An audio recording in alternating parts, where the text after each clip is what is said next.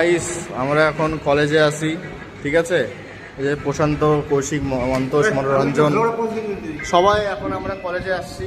তো কলেজে দেখতে পাচ্ছ আমরা 5 জন ছাড়া আর কেউ নাই, ঠিক আছে।